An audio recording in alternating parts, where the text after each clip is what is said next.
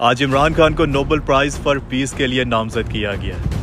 وہ عمران خان جس کا نام مٹانے کے لیے ہماری ریاست کو ظالم بنا دیا گیا۔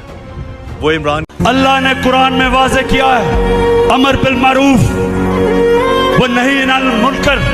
ہم سب کو اس نے کہا ہے کہ اچھائی کے ساتھ کھڑے ہو اور برائی کے خلاف جہاد کرو۔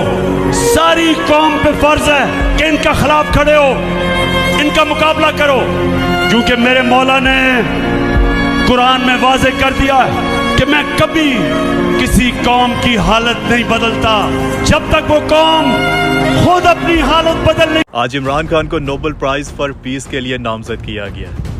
وہ عمران خان جس کا نام مٹانے کے لیے ہماری ریاست کو ظالم بنا دیا گیا۔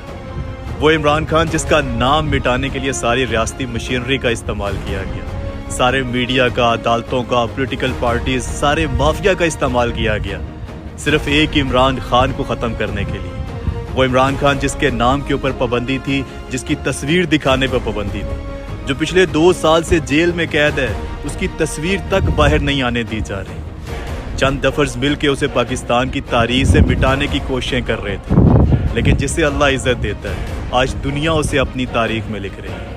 آج عمران خان کو نوبل پرائز فار پیس کے لیے، ڈیموکریسی کے لیے، ہیومن رائٹس کے لیے نامزد کیا گیا۔